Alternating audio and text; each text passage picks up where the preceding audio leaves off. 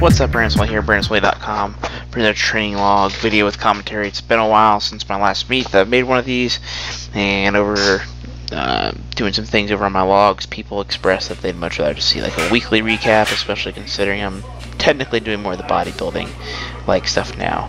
This training log video is a little bit off because of the whole Thanksgiving stuff, and I haven't really truly started my nutrition as of this training log video, at least with all this training took place, but training has actually started.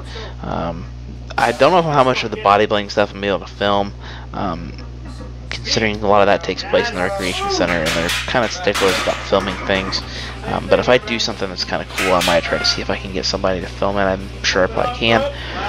But anyways, going to delineate the training sessions in each video, and that means the videos are obviously going to be a little bit longer. I'm going to try to keep them under 10 minutes every week if I can, but we'll just have to see based upon how much footage I get more than anything else. So for this max effort lower day,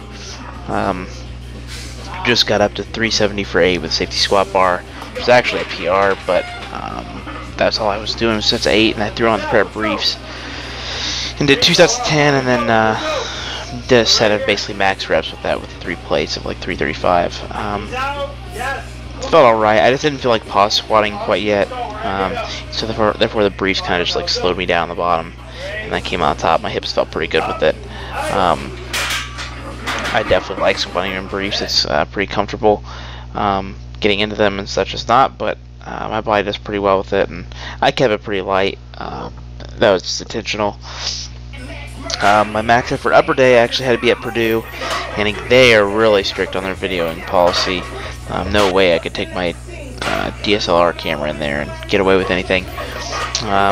But so I just didn't bother to film anything at all. But I did some incline work, basically regular, and then some close grip, and then a lot of tricep work. Then came back to do this dynamic effort upper day, which was the next day that I was able to film. Because after my benching and triceps, the next day after that's back and biceps, and then technically this would be on Tuesday, but due to some scheduling stuff and doing some things out of town, this actually ended up being on a Wednesday night, pretty late training session, about 8:30 at night. Not ideal, but I still got the work done, so you know, it is what it is. Camber bar felt rather good. Speed looked really good. I'm using the short light bands. Still trying to do everything I can to stay healthy. Running with the box, running with the cambered bar, pretty light weights. Short bands aren't too terribly hard on the overspeed eccentrics. So lots and lots of sets, just like I normally would be doing. As my nutrition and stuff changes, my training might change as well, but for right now, I'm basically just going to be training like a powerlifter. My max effort stuff is going to be a little bit higher rep. My dynamic effort work is going to be a little bit more by feel. You know, I'm not going to be too terribly rigid, but we'll see how that goes. I did do 3 sets of 10, working up to 275, and then stay in there for some sets of 10 to get some extra volume in while food and stuff is still high. With some speed deadlifts and some stiff leg RDL or stiff leg deadlifts, and yeah, that's the bulk of that training session. There was some light accessory work, but that was not filmed. So with that said, if you want to see all of the stuff that I actually do for each training session, the logs are always going to be over at Elitefts, so I'm actually going to continue to log each individual session. That way if you want to see each workout by itself. But when it comes to the video recaps, I'm just going to get the big stuff, or maybe an accessory movement or two that I thought was worth filming. So I'm going to hopefully try to get some of that, just like I said, that stuff from the bodybuilding like stuff. Those sessions are actually pretty quick and they're really fun, but sometimes getting the filming, the things that I want to have filmed is just a struggle based upon where I have to train for that stuff. Still sticking with speed deadlifts and straight weight. Hoping that the following week I'll be able to go a little bit heavier, probably up to a set of 6 to 8. I'm not a huge rep guy on deadlifts either, but with the bodybuilding stuff, it's going to help build me some back mass, and I don't need to go heavy. I need to stay healthy.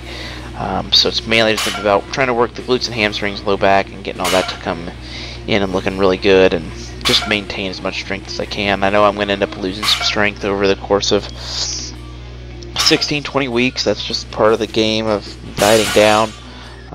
You know, I think my weight is going to drop pretty significantly once we start making some big movements to nutrition. But right now we're just trying to get the ball rolling, and I'll discuss the nutrition aspect probably in the next following weekly recap, and I may even do something over my training log itself, just discussing what I'm currently doing and what the game plan is. Then had a dynamic effort upper day. This was on Friday. I actually ended up training legs again on Thursday in the garage. I just entirely forgot to film it. I even took the camera out there, and I got locked into a zone with Trey, and completely forgot to set it up. But normally I will be training at the rec anyway, so that's not film footage you would normally see. But this was the day after Thanksgiving, but my main Thanksgiving, my family was on Friday, so this was actually pre-smashing some food. I actually decided to train fasted for this training session to kind of help out with that. This is pretty typical what I was doing and have been doing for pretty close to the past year. Just some speed bench. Excuse me. Just some speed bench. And then a workup set of 10 with the close grip. And then instead of going with dumbbells to get a little bit more chest stimulation, just doing some higher rep work with the Swiss bar itself, and trying to keep healthy. Now, when I go to a straight bar for some speed work, I'll probably flip back to some dumbbells.